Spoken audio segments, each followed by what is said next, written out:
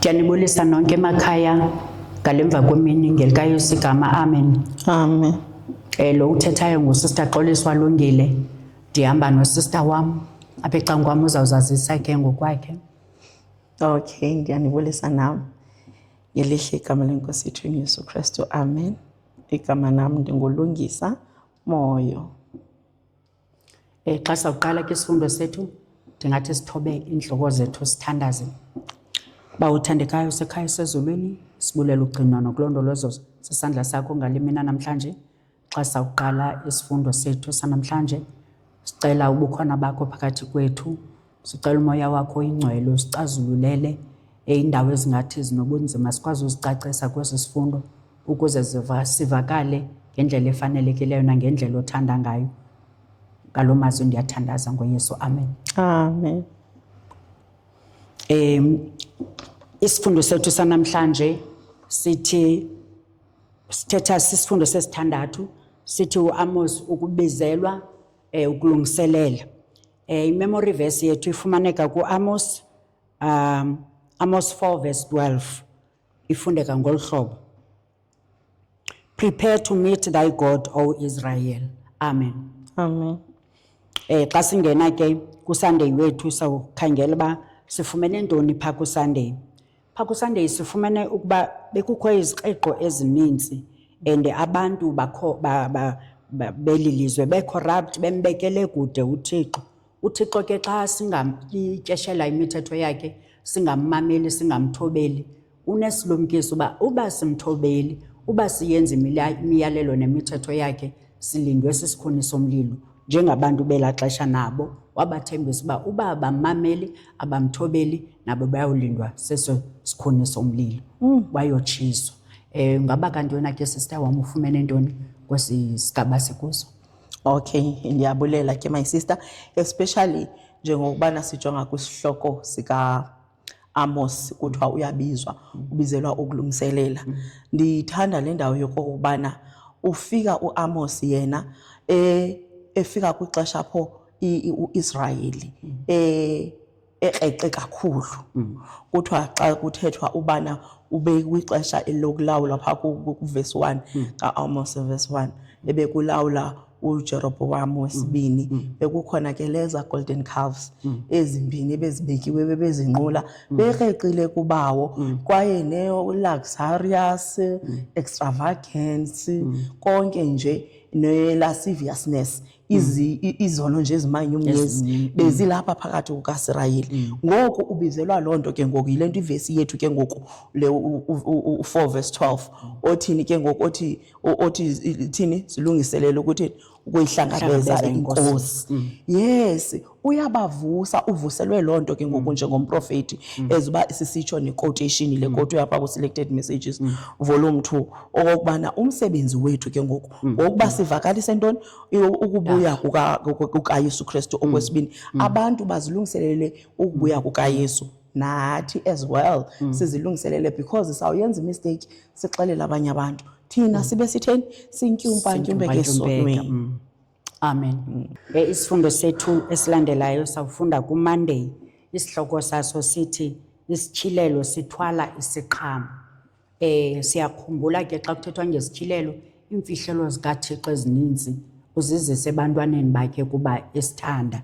uThixo ufuna sizazi iimfihlelo zakhe, kuba amaxesha amaninzi iimfihlelo zakhe ziza nezilumkiso. Ndingathanda ke sister wam undifundele phaa kuAmos 3 verse 7 no-8. Umbuzo uyabuza uba singakwazi njani ukuyi-appreciate i-value yeprofesi. Into esinekayo neprofesi singayithakazelela njani phaa kuAmos 3 verse 7 and 8. Okay, kuAmos 3 verse 7 and 8, just hold on. Okay, sendifikile kuye. Uthi ke khona, inene ayikhe iyenze into inkosi uYehova ingathanga iluhlakaze ucweyo lwayo kubakhonzi bayo abaprofeti. Ingonyama ibharhule, ngubani na ongoyikiyo? Inkosi uYehova ithethile, ngubani na ongayi kuprofeta? Amen. Amen. siyabona apha ba uThixo kyakhe enze into engakhange asilumkise ngabaprofeti kodwa thina njengabantu siyaphikelela senza okubi kodwa uThixo elindele okuhle kuthi and ke ngoku xa senza njalo akazukiseki uThixo ihambo yethu kangangoba uThixo engazukiseki nje abantu abaninzi abakwazi nolibona oluzuko lukaThixo because indlela thina esiziphatha ngayo ayiyo indlela uThixo afuna siziphatha ngayo. Ungaphawula uthini wena sister kulomba? Yes, ngaphambula nje nyani okokubana uKolutwe noDeuteronomy 29:29 ukokubana izinto ezifihlakeleyo zisemfihlakeleyo kodwa ezikhilekileyo kuthi zenzelwe bani thina so that ke ngoku senze lento uYesu ayifunayo. So sibona ke ngoku ukubana isiprofeto ezibaso utshilo mem ubana sisibonisa into etheni asixwayisa ngayo uYehova asibonisa into kokubana sanohamba apha hambani ngolhlobo. Yiyo ke ngoku nabantu ke ngoku maIsrael ubawo ebebanikeza ubana mabahambe ngalena indlela like kusi apha kuTuesday othi like Amos, what message are we fearlessly to bear just as John the Baptist did? That means ke ngoku sizokhumbula okokubana ithini uAmos 4:12 ubazilungiseleleni ukuthi ukuyihlangabeza inkosi. uJohn the Baptist ke yena uthi pha kuMatthew 3:2 uthi lentukane guqukani umameza ntoni imessage yantoni yenguquko okokubana abantu mabathini mabaguquke ngokuba kutheni ubumkumkani bamazulu busondele. So even nakuthi ke ngoku eyona nto efuneka sisuse yona intoni sisono sibuyele kuYehova esisifundo sipersonal and sithina ke ngoku asisenabongo oAmos abaza kuthi bathini basize kuthi njengabaprofeti sinantoni sinelizwi likaYehova elizibhalo thina ndibona singathi singabantu abanenyweba abanako konke because all the prophets zizo ezilapha eBhayibhelini esizifunda njengomlomo kabani kabawo osixelela into bamasibuyele kuye. So leseso siprofeti uba into bana akayenzi into engakhanga ayinike into i-warning as the verse has said. Hayi ndifuna ukuthi sisi enkosi and ndifuna ukuthi uThixo uyacaca banyani usikhathalele ngoba njengomzali akekho umzali ovumela abantwana bakhe baphume engakhange balumkise. So uyasilumkisa kodwa into uxhomekeke kumuntu ngamnye ukuba sisithatha njani nesilumkelo isilumkiso siqhubekela njani naphambili thina nabantwana bethu ingathi bikhona indawo ebendiyiva isitsho ba izilumkiso sezethu nabantwana bethu. Xa sizangena ke kwisifundo sethu somhla wesibini kwaTuesday esihloko sithi ukukhetha ngokwahlukileyo. Sibona apha xa ukhetha ngokwahlukileyo ikhona imiphumela emihle. Xa ukhetha ngokwahlukileyo qala xa sisithi sikhetha uKristu sikhetha uKristu oxolela umuntu uKristu odale konke ekukhoyo emhlabeni uKristu oxolelayo and zonke izinto ezikhoyo emhlabeni zikho ngaye and ukuba sinobambelela kuye singabona izinto zethu zilunga kulunga emakhayeni ethu sikulunga ezinkonzweni zethu kulunga nasekuhlaleni kwethu. Kodwa ke ndiyithandile ivesi efunyanwa phaya kuAmos 3:13 ithi kutheni uThixo wamazulu esenza isilumkiso esijulileyo kukwabantwana bakhe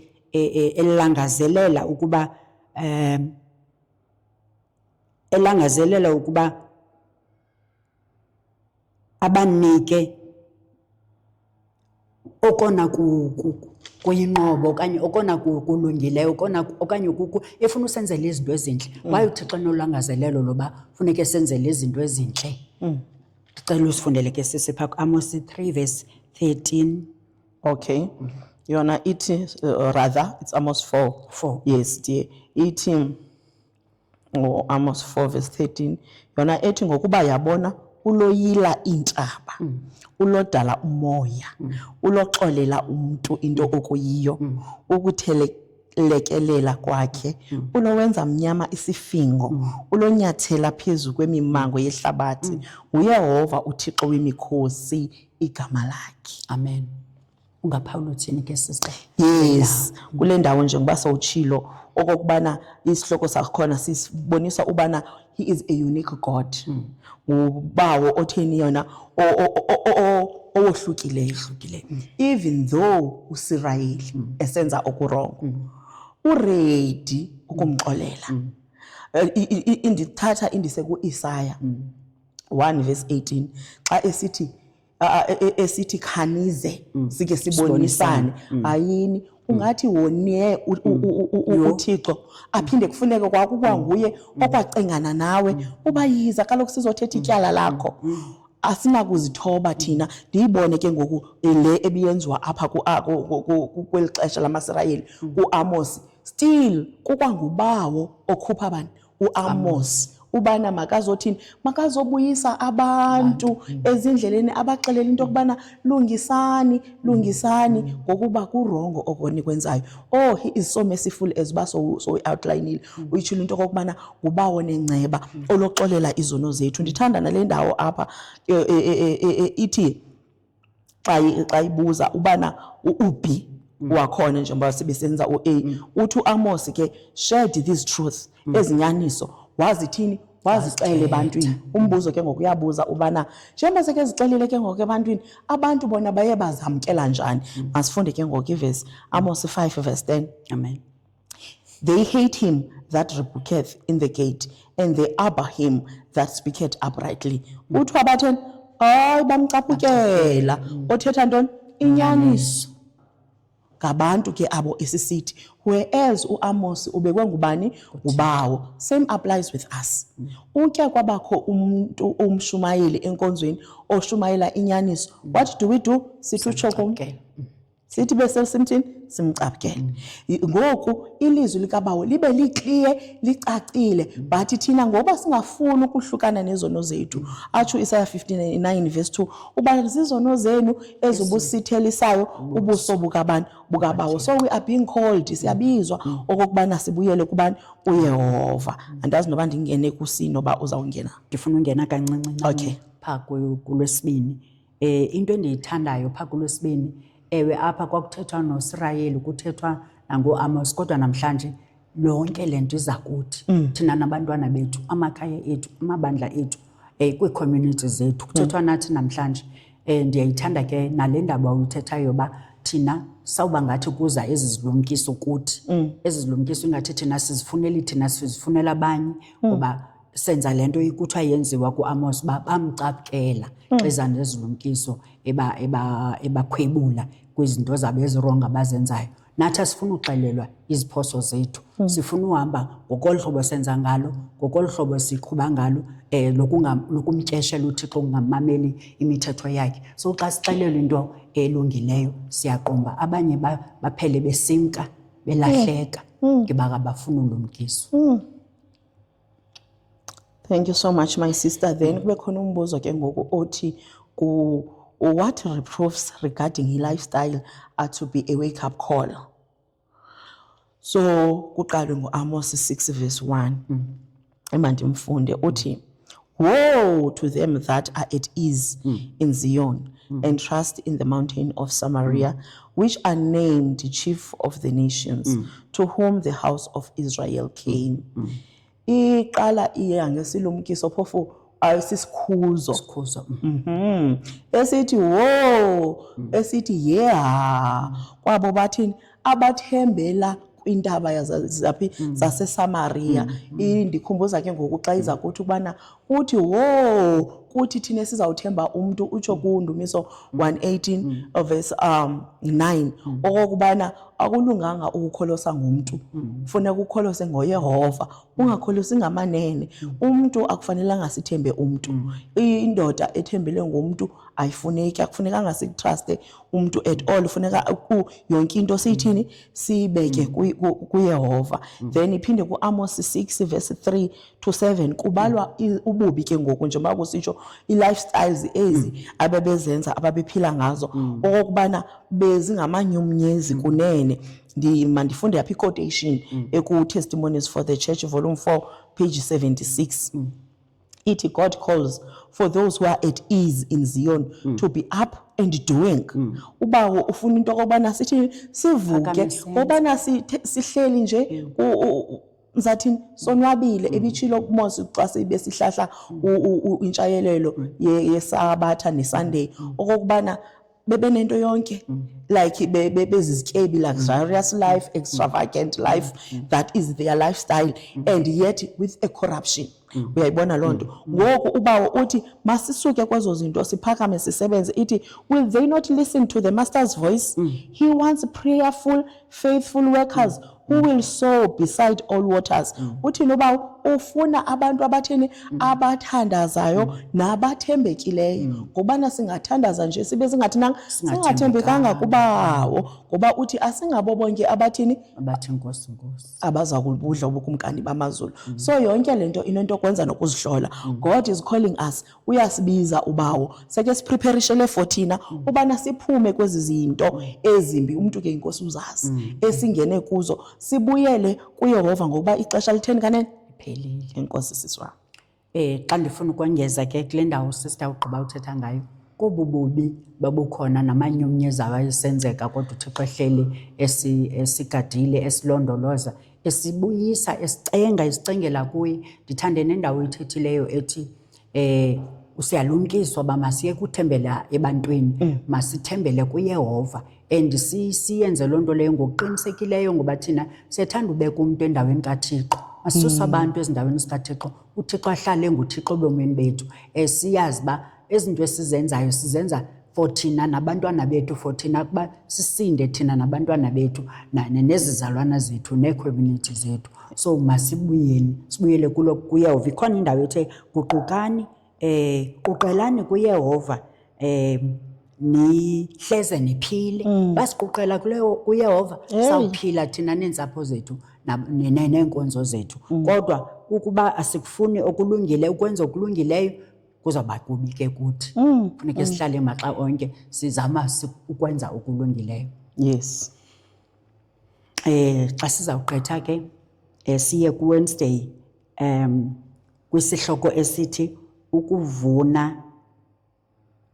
ukuvuna okulimileyo. Inthabathekisile ke le ndawo my sister. Yes ma'am. Bamaxesha amanintsi sivuna esikulimileyo ngandlela ithile. Awusikwazi utyala iapile kuphume enye uhlobo wefruit. Yes, sivuna lento siyilimileyo because amaxesha amanintsi thina sicinga xa usenza into ezirongo kuzawuphuma into ezirayithi kanti kufuneka siqale sikhangele uThixo apha ekhoyo because zonke into ezirayithi zifumaneka kubawo. Zonke ke ezimbi zihambelana nomtyholi. So ivesi yethu ke siyifumanayo phaya enzawucela undixelele undifundele Amos 7 verse 10 to 13 ithi kwatyhilakala ntoni kuThixo xa wayenika uAmos unwelcome to Amaziah the adulterous priest. Kwenzeka ntoni? Ndilibonile ibali lale priest kodwa ndifuna usingenele njena kabanzi siqale usifundele ivesi yakhona. All right.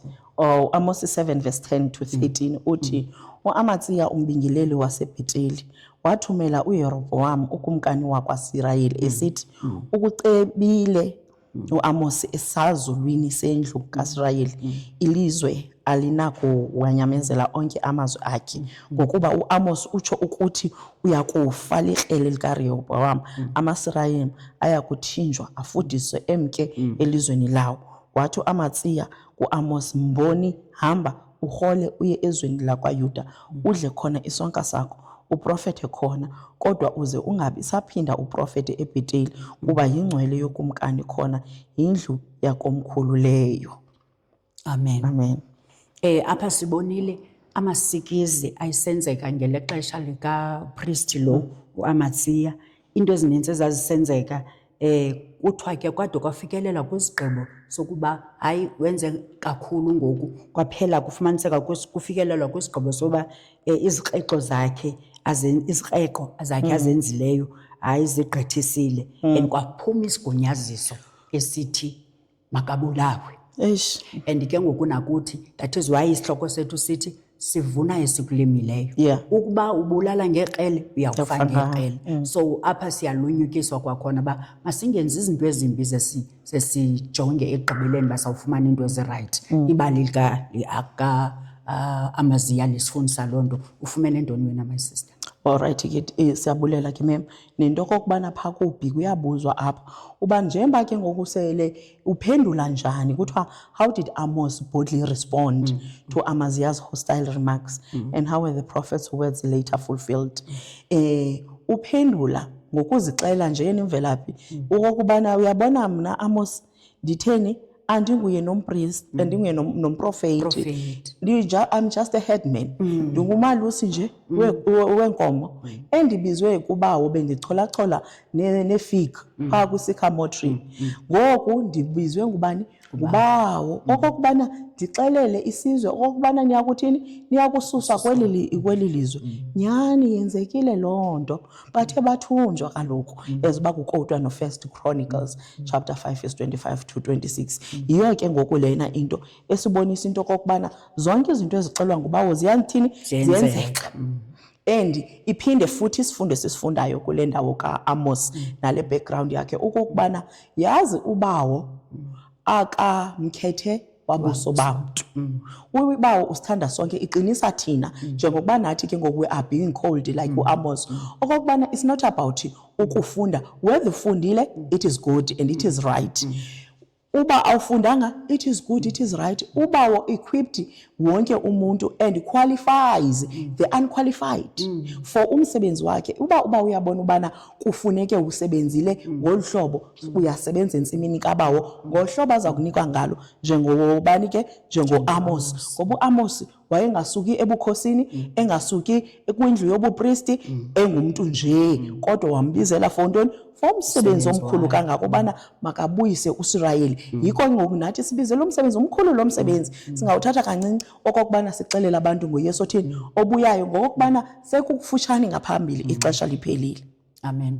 Ndifuna ukwangeza ke kule ndawo intle uyithethayo sister yoba u-Amos wayithunywe uba makazoxelela abantu and uthi xa kangumkhetho wabuso bantu nathi kufuneka siziqhelise namhlanje ukuba umntu kuze abe kanti uzawuthetha ilizwi likaThixo kungabi kanti uphuma kwifemeli enjani okanye kwifemeli yaphi okanye kwifemeli yezifundiso okanye kwifemeli yamahlwempu. Ukuba uThixo uwalathile kuloo mntu walathile ke kufuneka simamele lo mntu uThixo amthumileyo singenzi izinto zethu izinto zoba sibe nomkhethe thina singafuni lona sifune lowa. Ngolo hlobo umsebenzi kaThixo uzawukwazi uhamba kuba thina simamela lo mntu isandla sikaThixo simenyulileyo siye kufuna ukwenza izinto zethu emacaleni. Inkosi. Ikhona enye indawo ubufuna uphawula kuyo sister before siye ku-question ku-Thursday? Bendifuna nje le ndawo sekugqibeleni Nkosi ubana ubawo uyasikhumbuza phana ude kwakodwa uHebrew 4 verse 12 ubana nyhani eyona nto ibalulekileyo lilizwi lakhe athi ilizwi lakhe liyintoni uthi lilikrele lintlangothi ngaphi mbini elihlaba udivide ke umphefumlo. So ukokubana thina asijongi ilizwi likabawo sijonga emntwini asizuphumelela and sizawutshabalala ezuba I think nguSunday ebeyibalile loo nto into kokubana uthini ubatyikimbisela umnwe uba ubana kuzawuza umlilo ozothini oza kutshabalalisa. Nathi ke usikyikimbisela umnwe uba ukubana if asibuyi siguquke ezindleleni zethu it will be our choice for us to perish forever. Kodwa uba yena uyasibizela for intoni inguquko ukuba sibe khona ebukumkanini bakhe sibona uba unyani omisifule. Inkosi sisi. Amen. Esizaya ke kumbuzo wethu waka Thursday uthi the worst famine ever. Hey, indlala enkulu ezayo. Ndithanda umbuzo pha ku A uthi khasichazele umbono phone yami yageza ngoku. Okay. Khasichazele umbono of spiritual famine soon to come. Ifunyanwa ku Amos 8 verse 3 no 11 no 12. All right. Mandifunde ku Amos 8 verse 3 nisibe ndiye ku 11 no verse 12 othi ziyakuba kukubhomboloza ingoma zetempile ngaloo mini itsho inkosi uYehova zininzi izidumbu uziqungquluzisile ezindaweni zonke twize ndihambe ndiye ku-11 athi yena u-11 yabonani kuza imihla itsho inkosi uYehova endiyakuthumela ukulamba kulo ilizwe kungabi kuko ukulambela isonka kungabi kuko ukunxanelwa amanzi kube kukulambela ukuva amazwi kaYehova baya kubhadula bethabathela kulunye ulwandle base kolunye ulwandle bethabathela entla base empumalanga betyhutyha befuna ilizwi likaYehova bangalifumani ngaloo mini uyakuwa isiduli umthinjana omhle nomlisela lunxano amen amen sister into nawe ndiyifumeneyo mna apha kuthiwa abemi behlabathi bonke baya kukhathwa off and they will be the most awful soldiers that have ever been known to mortals. Ngolu hlobo sister buchaza ngayo izawubamba into ezawuba khona phambili. Idla ngothi ivesi endandidla ngoyithanda ithi iyawuzela umjojo ihlabathi. Sizelwa ngumjojo ba indlela zethu asibuyi kuzo. Sizelwa ngumjojo ukuba asiziqali indlela zethu. Sizelwa ngumjojo ukuba xa siva into namhlanje sikhe sathi abaphakathi evekini xa uva into namhlanje uqala nini uyenza especially into esisilumkiso oyazi uba uyayazi okanye awuyazi but ukuthiwa masenzeni uqala nini uyenza ngoba the more sichitha ixesha singayenzi into ekufuneka siyenzile the more sibuyela ubumnyameni kanti apho sifuna uya khona sifuna ubheka ekukhanyeni sifuna uhamba noThixo wethu sifuna uThixo xa ebuya athi naba bantwana sithi nanku uThixo wethu ebesimlindele naye sibone njengabantwana bakhe kodwa uThixo uba siwubekele ecaleni umthetho wakhe sifuneka sincame otherwise wonke into kaThixo inomthetho ungathanda uPaul uthini ke sister. All right, since lapha kulwesine uyiwine lombuzo ufuna sigxile khona apha and we dwell much in this point because it's a point important.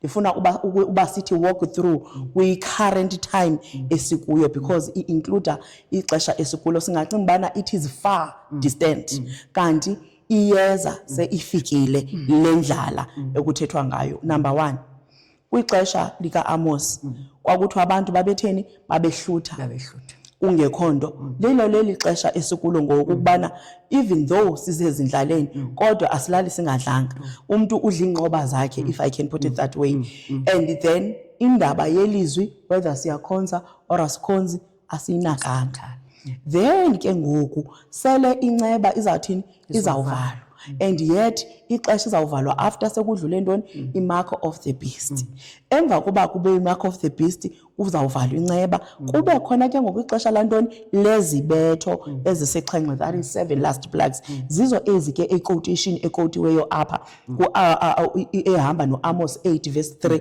okokubana kuza kuba khona ntoni there will be dead bodies around ekutheni ngenxa into kokubana babethwe izintoni zizibetho kuthiwa note ezizibetho ke ndishwankathela apha jonga apha kwiquotation quote ku Great Controversy page 628 ukuya ku629 okokubana ezizibetho will not be universal siyazibona zipha ku Revelation chapter 16 yabo zi-outline wepha khona ke zacalulwa accordingly okokubana izibetho phofu yintoni umsindo kaYehova ngenxa yokubana abantu bengagcinanga ntoni imithetho kaYehova balandela ntoni uPaul uRhamnqa especially the Sabbath truth esinikezwa ngayo ngoku then yiyo ke le ekufanele ke into kokubana abantu bamamele akuzubakho ntoni akuzubakho umuntu wokushumayela ke ngoku elilizwi yet kube kutheni belithethiwe time and again. Number 1 ziba khona imvuselelo kuphinde futhi kube khona i-week of prayers kube khona i-camp meetings kube khona i-programs ze-Sabbath apho sivuselelwa khona ngale nale nathi singamameli siza kuzifumana ke ngokusibanjwe kuphi ke kulomeko ngokuba sekufutshane okokubana inceba ivalwe sithi sesivile sibe sithi uphilo bethetha ngeli lizwe abantwana bakaYehova betheni bethulile imilomo yabo ivaliwe. So may the Lord help us before ke ngoku ndinikele kuwe kukhona le ndawo endifuna ukuhlomla ngayo ithi baza kuthi ke ngoku you have not told us that is at the bottom of quotation quote ku early writings page 281 ithi you you told us that all the world was to be converted and cried, peace, peace, peace, to quiet every fear that was aroused. You have not told us of this hour, and those who warned us of it, you declared to be fanatics and evil men who would ruin us. But I saw that the ministers did not escape the wrath of God. Their suffering was tenfold greater than that of their people. Kuthethwa ke ngoku ngezi ministers ezixela into erongo kodwa ziyayazi into. Zikhomba indlela ngendlela erongo. Zisithi hayi lalani sanubaxelela, for example, I'll just ubana let us reform in terms of e-health. Kube khona abantu abazawuthi hayi wethu akunandaba ubawo uyacebisa apho ayisosinyanzelo. No, while we are waiting for Jesus to come, if we are waiting for a translation, we should be reformers, health reformers. Then if there are those who are still abathi ebantwini lalani nabo ke kuthiwa isibetho sabo will be what? Tenfold. Ngoba abantu bazawukhala bathi benithe akuzuba nzima, benithe ezi zinto azuziwenzeka. Abanye babacingele abathethe inyani ngokuba abanangqondo, kanti ke ixesha lobelitheni ngoko liphelile. So it's a wake up call to us. Le call is basisho isihloko, call to prepare the way yokubuya kukaYesu. Inkosi nathi ngasinceda silungiselele kwathina iziqo ezi zethu ukuba athi ubuye uYesu sibe sinjani silungile. Choka manje sister, indawo nami endifuna uhlomla nje kancinci kuyo kwakwesi sihloko indawo ethi kwezi zilumkiso zinikweyo zininzi kangaka kwesi sifundo kuthiwa abantwana bayawukhalazela oomama ba kwakutheni ningasixeleli, abazali bakhalazela abanye oosister, bakhalazela obrother bakhalazela oosister, kodwa izinto zithethwa kuthi mihla namalanga phezu kweentloko zethu, kodwa kuba siziqinisile iintloko zethu okanye iintliziyo zethu asikwazi ulimamela ilizwi likaThixo. Mhlawumbi amaxesha amaninzi sijonga uba le nto ithethwa ngubani, usuka phi. Kanti ke ezo nto zizawusilibazisa njengoba sitsho ixesha liphelile, lifuna uba umntu ngamnye aguquke sibuyele endleleni right uThixo afuna sibuyele kuyo ukuze sizosinda thina neentsapho zethu. Yes, thank you so much. Enkosi kakhulu. Siyaphela apho isifundo sethu. Isifundo sethu esilandelayo sisifundo sifundo 7 esi humbling us for our good. Okay. Ndingake abantu abazawuqhubekeka nesifundo basicacisele ngabanzi ngale nto, because uyawufumanisa uba asibi ngabantu asikho humble enough. Ngasabantu basicacisele ba how to be humble for our own good. Okay. Because if sizawuphakama siphakamelane okanye siphakamele abantu abafuna usifundisa kuzawuba nzima. Kufuneke ndibe humble for my own good, nomnye abe humble for her own good. Enkosi. Amen. All right, siyabulela, masivaleni ke ngomthandazo. Amen. Siyakubulela Somandla Kumkani, wena ungcwele Yehova wemikhosi, uhlala kwezingcwele indawo ezulwini, uyinqaba yethu, wenza njengokuba ubusenza kuSirayeli. Sithi sesonile usuke Enkosi usibize sisondele kuwe. Enkosi ngenceba zakho sicela usixolele izono zethu, sicela ibandla lonke lisindiswe, sicela Nkosi ethandika usibuyise ezindleleni zethu, sicela siphakame sixelele abantwana bakho ngawo Yesu obuyayo. Senzele inceba uSathana angangafumani nomnye umuntu, ngoba kaloku Nkosi akenzanga nto, into ayenzileyo uyachitha nje. Sincede simbaleke ongendawo, sicela sisazi ubuza kusenzela, sicela ke Nkosi sizithathe ezinyani sizenze. In Jesus name we pray, amen. Amen.